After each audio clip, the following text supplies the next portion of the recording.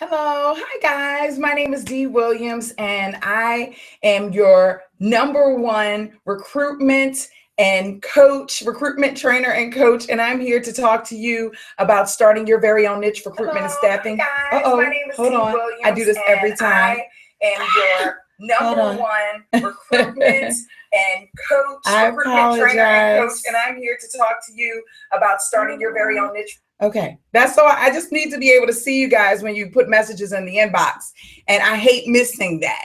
And so, and I always forget to turn it off. But there you go. So I genuinely care and want to hear what you guys have to say. So every Wednesday night at 9 p.m. we meet for the super chat, for our YouTube super chat, which is like one of my favorite nights because this is where you have an opportunity to ask questions about starting, growing, and maintaining your very own niche recruitment and staffing agency business. And while we get started, I typically, hey, how are you? Hey, I'm so excited about you starting your class. When will you be starting?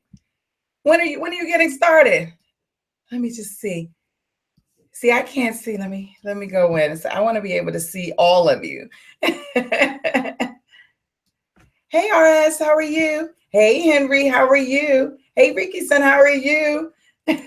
Happy Wednesday, Phi Taylor. So yeah, tonight is where we all come together and we talk about starting, growing, maintaining our very own niche recruitment and staffing agency business. This is a 15-minute super chat. So we're not here for a very long time, but just enough for you to get your questions asked, talking about questions in relation to sales and business development, negotiating your contract, if you need your website reviewed, so that you can ensure that it is structured properly, your content looks good for your website. Hey, Melanie, how are you? If whatever you need in this little short period of time, we can definitely talk about it and get you leaded, in the right direction. So tonight is your night. It's your night. And I'm here to ask any questions. How are you doing in your business, Melanie? Ricky-san, how are you doing in your business? Hey, Felicia. Felicia, how are you? How are you doing in your business? It's a lot of great things going on. Hey, F Sharp, how are you? How are you doing?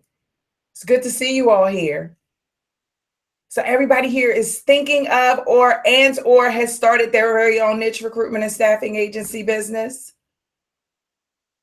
I just ran for 3 miles, so I am so flushed. So if I look weird, totally forgive me tonight. I shouldn't have did it before my call. I should have waited until after. What niche are you in? Henry, I know what niche you're in. I see an increasing amount of young people looking to come into the world of recruitment and staffing and really, thank you, Latasha, and really take over the industry, in a lot of great ways, just bringing some innovation to the recruitment and staffing market, really genuinely looking to solve solutions, right? And that's what it's about. Melanie launching April 1st, hospitality, food and beverage representing. I love that.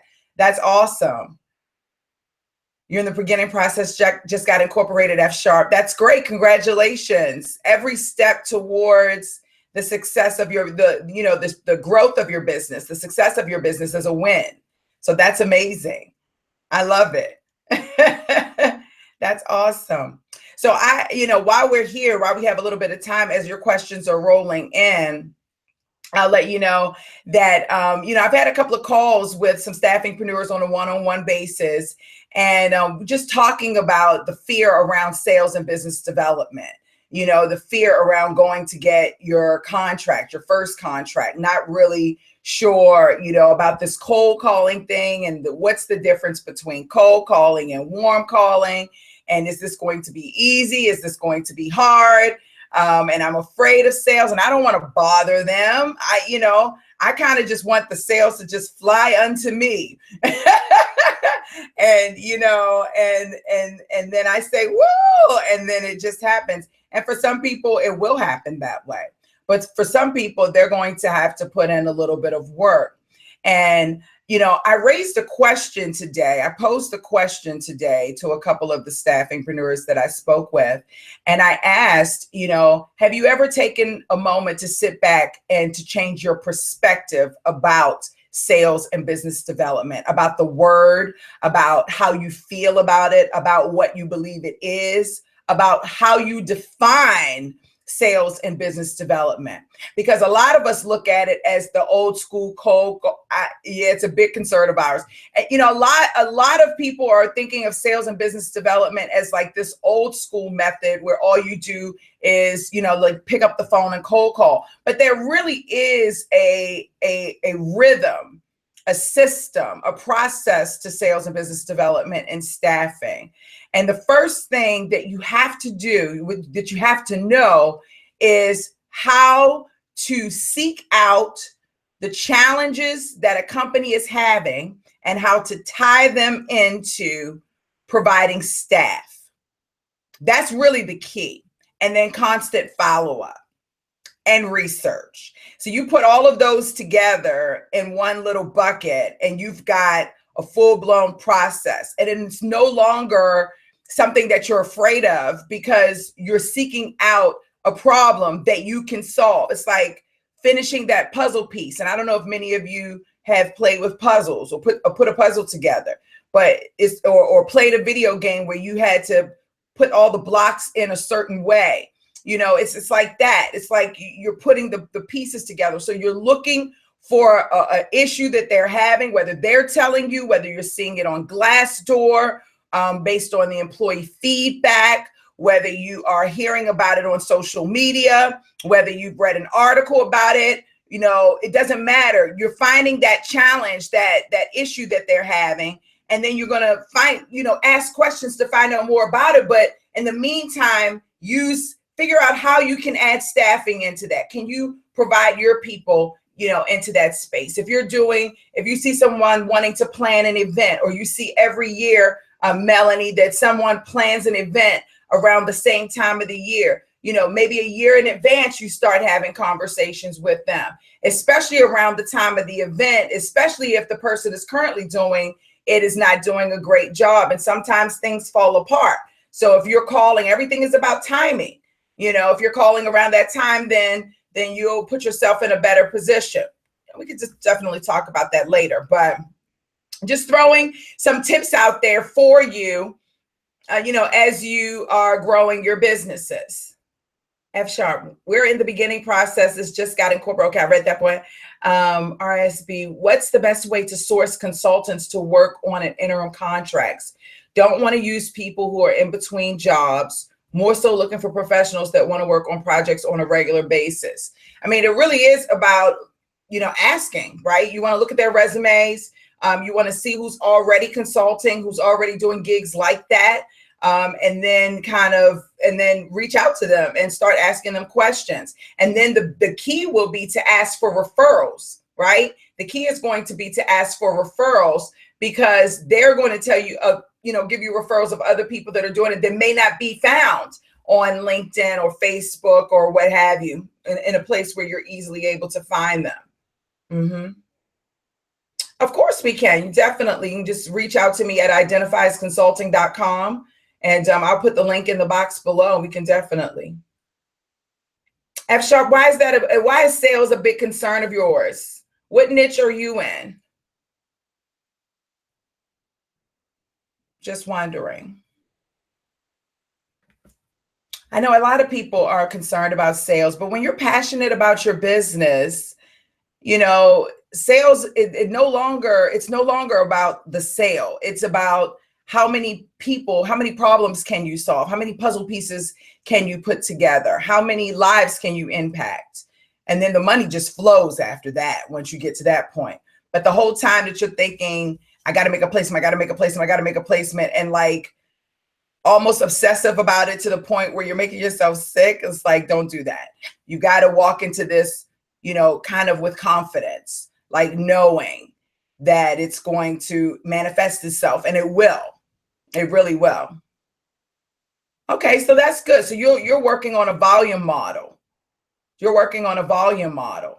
And, so let me ask you a question, F Sharp. What sets your niche recruitment and staffing agency apart from other ones? Why would someone want to leave their current staffing agency that's placing call centers, customer service, and technical support and come over to you? Or why would someone want to outsource to you when they've been doing it the whole time by themselves? I know that's a big question, but just interested in what you would say. What's your spin on it? And I've been talking a lot about spins because there are a lot of stories out there where people are taking older industries, more established industries, and upgrading them, or rather, putting a remix on the idea and it becoming very successful. And so we have to start thinking like that. People like different, they want something that is new and fresh. And, it's good to understand what the current model is. But once you understand what the current model is and how to do it, then you've got to start being dynamic with your ideas and start putting your own spin on it. Do things that nobody else is doing. Look at other industries and see what they're doing, what's working right, and see if you can incorporate some of their style into your model of your very own niche recruitment and staffing agency business. You do not have to look like everyone else, Managed staffing. Okay, F Sharp says managed staffing, working closely with the client and closely on our employees being involved. Okay, all right, that's nice, that's great. Keep it up, keep going, keep working on it. And make sure you listen, you ask your clients and your candidates what they want and incorporate things based on what they're looking for as well. Just some professional love there. Because sometimes we think we know, but really we need to find out from them what's important to them. And then that'll just add the icing on the cake. I'm sure your company is already going to be great. You add that piece in, it'll be even greater. Yeah, so you guys are serious. I love that. I hope to see each and every one of you in Staffingpreneurs Academy, and at the bare minimum, joining the private inner circle group. And we're working on getting that up so that you guys will have access to the private inner circle group for the folks that are serious about starting, growing, and maintaining their niche recruitment and staffing agency business. If you don't want to do the full-blown academy, we're setting it up so that you can have the ability to join the Facebook group and get on to the bi-weekly Q&A calls and just be involved with the community, because the community is amazing. Everybody is passionate about their business. They're talking, they're sharing, they're communicating, they're growing together. It's just a really, really cool place to be.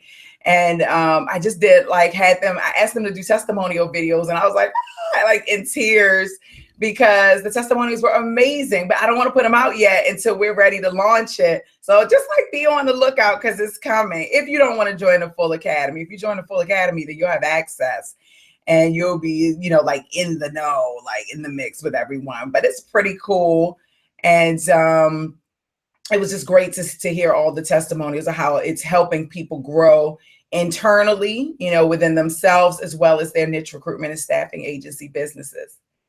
Yes, F Sharp, we would love to see you there. We would love to have you present and contributing and growing and receiving, and to help grow your business. Yes. And you definitely want to get you involved with staffingstartup.tv, which is our podcast that's coming out. And, we have a YouTube channel for that, where we interview industry leaders, we interview staffingpreneurs, we interview vendors who have technology that can support us in having great businesses. We interview hiring managers, candidates, get their perspective on things. Just really anything that's going to help the staffingpreneur grow and as a small business, as a small one-man, two-man firm or what have you, under 5 people for the most part, and you're kind of working in your little niche, we want to help support you in any way that we can. And that's just through our partners and bringing these people to your attention. So it's going to be a lot of fun. And it's just a great way to just be involved in the staffing community and just meet new people and learn new things. So I'm really excited about that. So I hope you get involved with staffingstartup.tv as well. We're gonna have some great guests. I have on the roster a couple of startup founders and angel investors to kind of give us, you know, some tips on how to make your staffing firm, you know, startup ready, you know, so it can be sold in the future if you'd like, or maybe you have some type of extra spend to your niche agency and you need, you know, investment funds so that you can take it to the next level. You want to get some angel investors involved. So like, you know, just kind of get many different perspectives on how you can really grow your business. So, you know, we're having fun and growing our businesses, enjoying it and everything. And everything. All right, guys. All right, we're at 9:15. Oh, wait. My wife and I feel like you're talking to us directly, almost like we're at church. I really am, though. I mean, honestly, I am talking. I really was talking directly to you, but to everyone, you know, and that's the one thing I can't do, which is talk. And like, as we're moving into our new academy with the like upgraded outside and the inside is getting upgraded, which I'm super excited about. You know, my videos in the current academy are long. They're like 1 to 2 hours long. And so what I think I'm going to do is to keep those videos in there, but incorporate some shorter videos for the people who don't have long attention spans, or like they don't want, you know, the full meat and potato. They just kind of want the Cliff Notes version.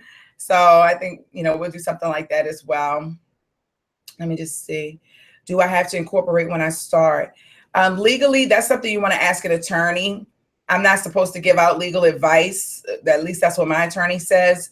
But what I will say is this. I have met people who got their first job order and then incorporated their business. I've met people who've incorporated and didn't have a pencil, you know, to their name, anything in the business. So I think that's between you, whoever your attorney and your accountant decide. But I've seen both in both instances. You definitely, before you make a placement, you want to have your business up because, you know, how can you get your check cashed? They should be writing the check out to your business name. So you're going to need a business account, which means you're going to need to legalize your business before you get that, you know, before that job order closes and you're ready to send that invoice, right? You want to make sure you're already set from that perspective. I hope that was helpful, Michael. Thank you for being here, Michael. Ooh. Oh, I have a question. How can I get out from a mission statement what they are focusing on? That's an excellent question.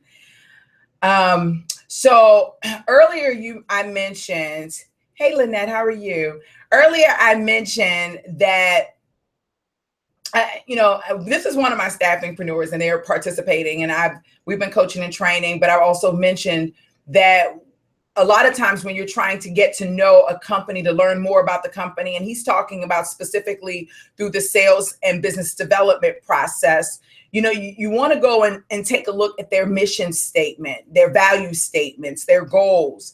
They're going to have that on their About Us page, especially if they're a larger company. Most of the time, a company is built around a mission, right? It's built around a mission. I'm building this company because my mission is to do this, or my mission is to be this, or my mission is that I am this, whatever the case may be. So everything that evolves around that company is based upon the foundation of them having that mission. So when you're going to that About Us page and they're telling you that their mission is to serve and to provide the highest level of quality in their nursing facility, then you have to start to think about what that means to them.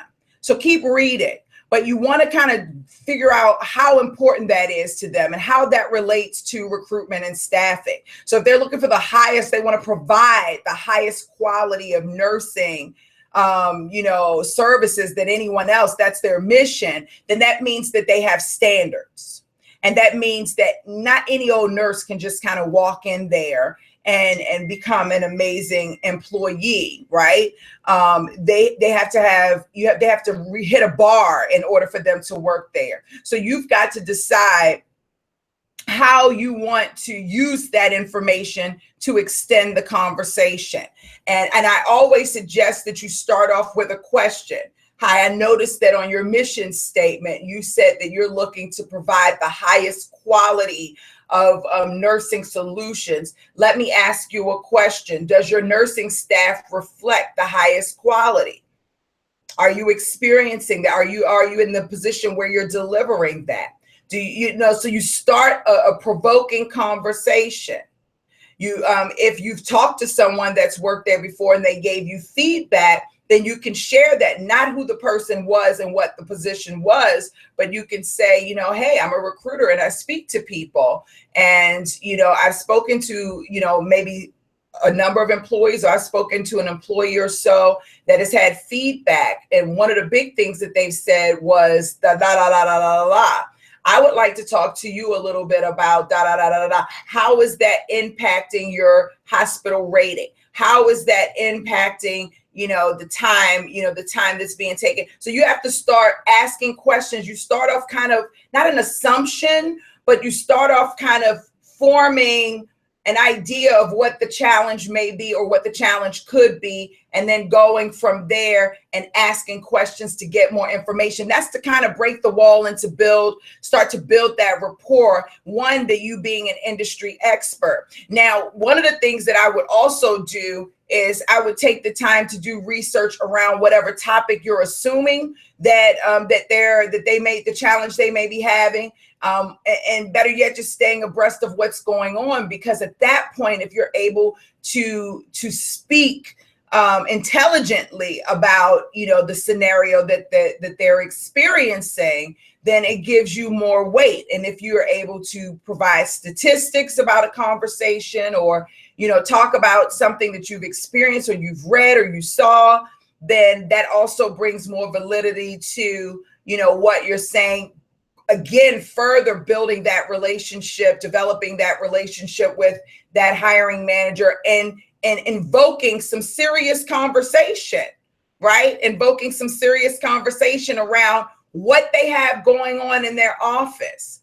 Staffing and recruiting is not just about putting people into jobs. That's the overall umbrella. That's the overall umbrella. It's a solutions-based service. You understand? The people are a solution. If you're placing project managers and you are a project manager, then you understand all the intricacies that are involved with project management. You know where things fall apart. You know where they come back together. You know. So now it's time for you to start sniffing out who is about to establish a new contract, who's in a contract that's over budget, who's in a contract that's gone over time, who, you know, start listening actually to and reading between the lines and articles and news stories that are coming out, and seeing where they may be able to use a project manager. And then you go in and you offer your solutions. I said too much.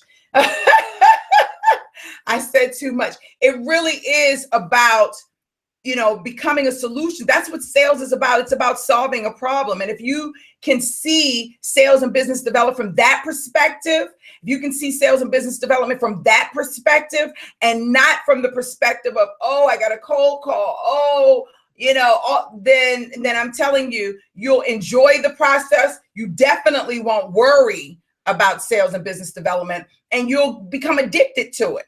You know, you'll start fiending, like, you'll start fiending for it. I feel like my lips are dry. I hope that makes sense. I hope I answered your question, Henry, a little bit, a lot bit, more. Tell me. Okay. All right, guys. Well, I have another client tonight. I definitely enjoy hanging out with you guys every Wednesday night. And I'll be back next Wednesday for our another super chat. And we can talk about sales and business development again. We can talk about branding. We can talk about metrics? Are any of you thinking about what metrics you need to have in your business in order to stay accountable on a weekly basis? We could talk about that. Melanie said, awesome notes. I'm glad, my sweet love. You know, there's so much that we can talk about. So I'll be back next Wednesday, 9 p.m. Thank you. Thank you so much. And thank you. I appreciate you. And I look forward to seeing you guys then. Do me a favor really quickly. Can you thumbs up if you like this video and you thought the information was great? And if you can share it with someone who you believe that will find it useful. And if you haven't subscribed to my channel, please subscribe, because I love you and I want you to stay abreast every time I'm online live. I love you guys. Have a great night. Thanks for being here. Bye.